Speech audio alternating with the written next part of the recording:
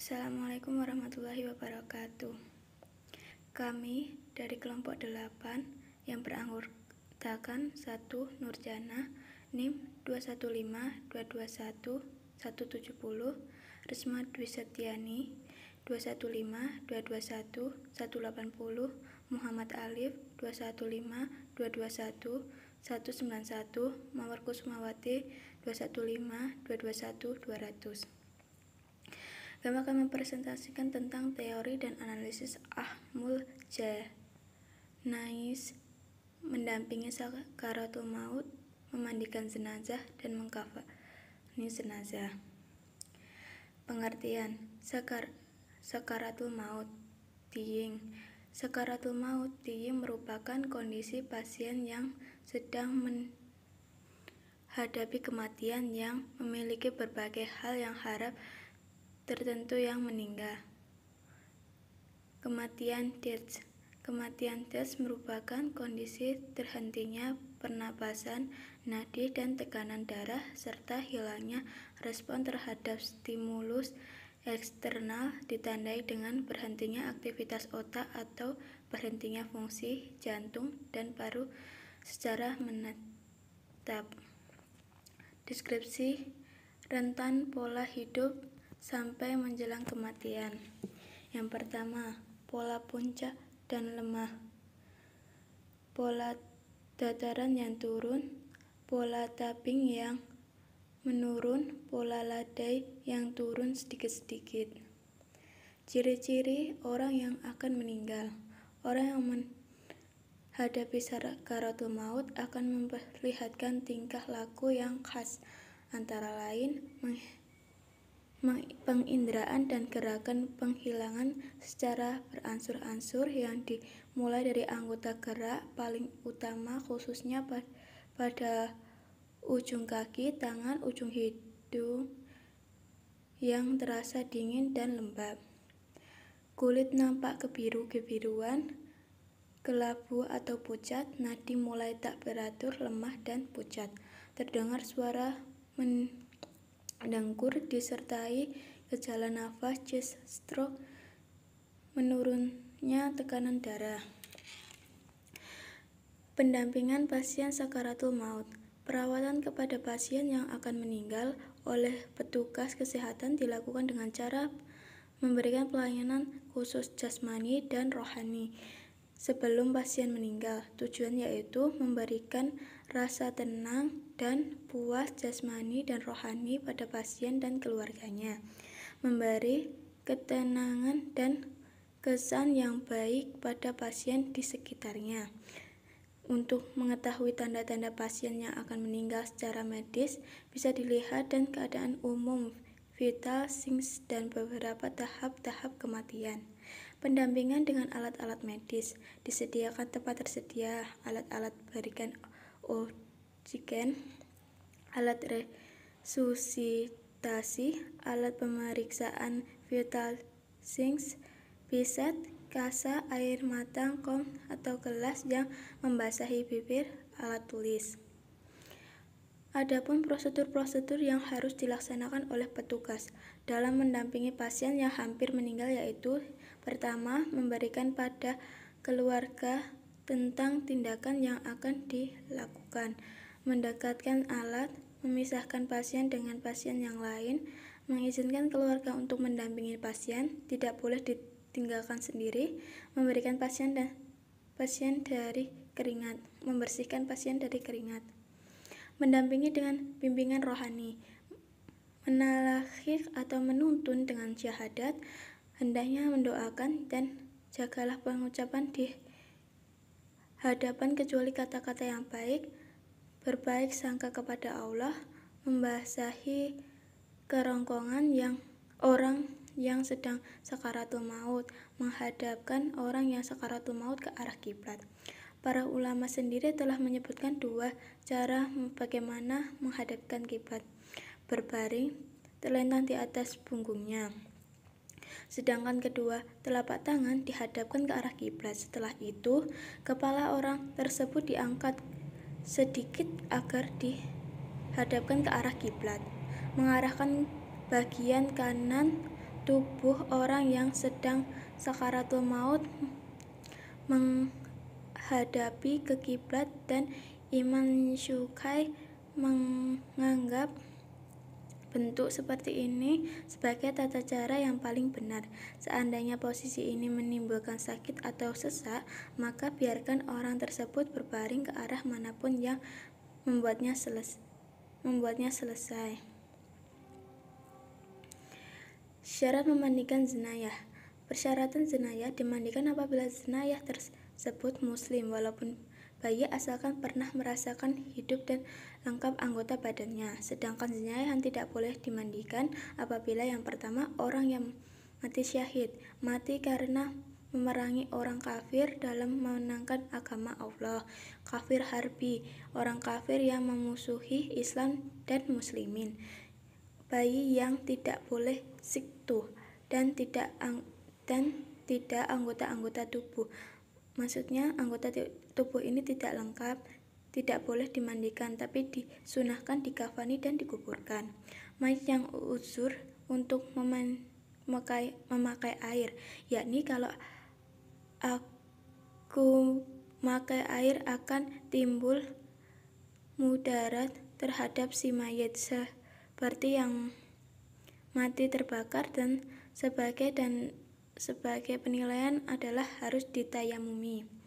Orang yang diperbolehkan memandikan jenazah apabila sejenis kelamin dengan si mayit atau istri dan muhrim si mayit jika sendiri. Sedangkan yang tidak boleh dimandikan adalah lain kelamin, bukan istri, orang yang terkena membeberkan kejelekan si mayit ketika dimandikan. Peralatan yang digunakan untuk memandikan jenazah: air mutlak, kain, bangkul atau linca, pohon pisang, beberapa kain kecil, harum-haruman, dan kapur atau sabun. Cara memandikan jenazah: yang pertama, dimandikan di tempat yang sepi, tidak ada yang masuk kecuali orang yang memandikan dan wali si mayit atau keluarga. Semua badan mayit harus tertutup. Kepanglah atau gelung. Letakkan mayit di bangku atau linca tersebut. Mayit diletakkan di atas alas. Air yang ingin dipakai untuk memandikan agak jauh dari lokasi pemandian, namun tidak terlalu jauh. Hal ini dimaksudkan agar nanti air yang telah dipakai tidak kena pada air yang masih suci atau belum dipakai.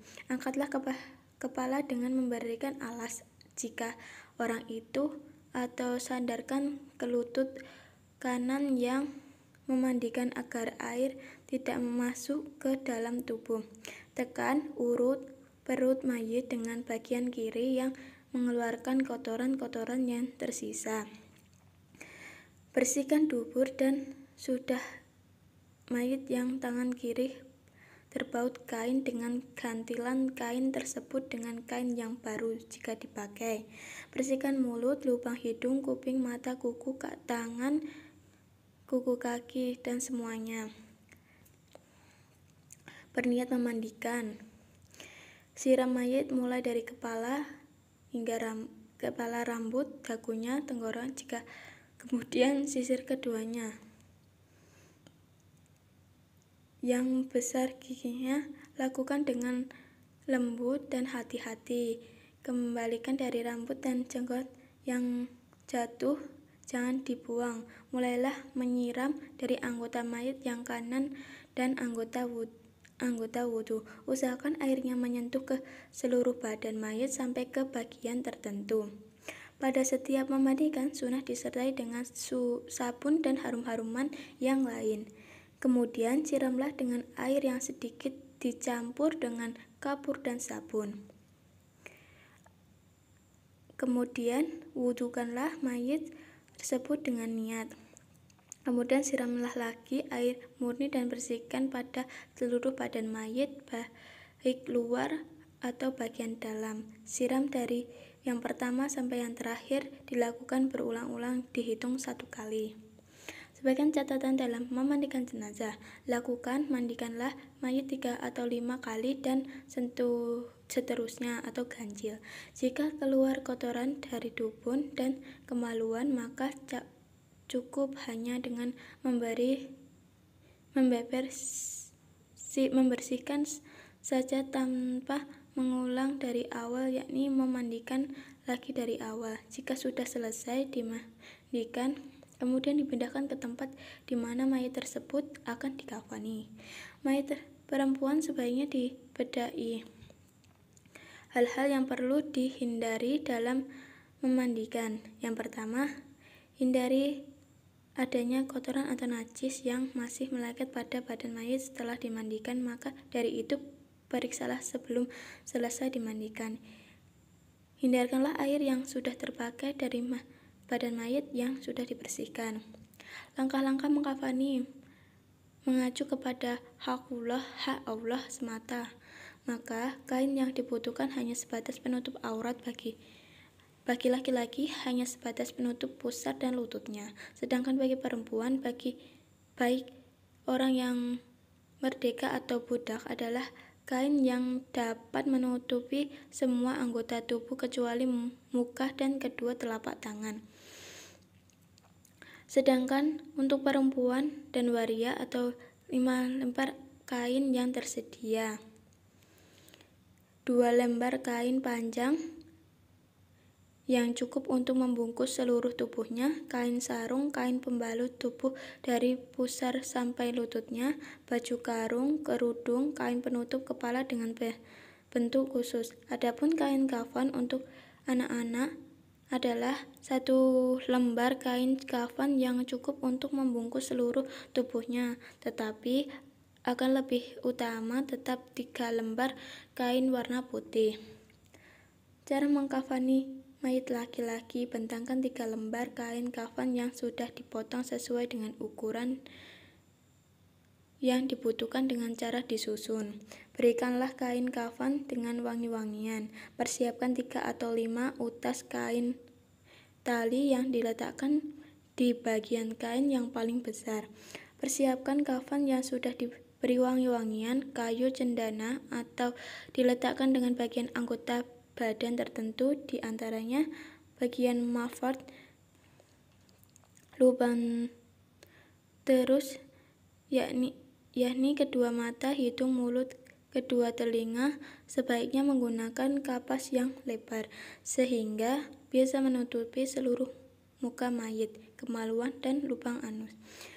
Bagian anggota sujud, yaitu dahi, kedua telapak tangan, kedua lutut, dan jari-jari kedua kaki. Bagian persediaan dan anggota yang tersembunyi, yaitu kedua lutut paling belakang, ketiak, dan kedua telinga bagian belakang. Angkatlah dengan hati-hati dan baringkan di atas kain yang telah dipersiapkan. Tutup bagian anggota badan tertentu sebagai tersebut. Selimutkan kain kafan pada jenazah selembar demi selembar, mulai dari yang paling atas hingga yang paling bawah, kemudian ikatlah dengan kain tali yang telah disediakan. Cara mengkafani mayat perempuan: bentanglah kedua lembar kain kafan yang sudah dipotong sesuai dengan ukuran yang dibutuhkan. Kemudian letakkan pula kain sarung di atasnya di bagian bawah, tempat di mana badan atau pusar atau kedua lutut direbahkan. Persiapkan bagian karung dan kerudung di tempatnya. Sediakan 3 atau 5 utas kain tali dan letakkan di bawah kain kafan yang paling bawah yang telah dibentangkan. Sediakan kapas yang sudah diberi wangi-wangian yang diletakkan di bagian anggota badan tertentu.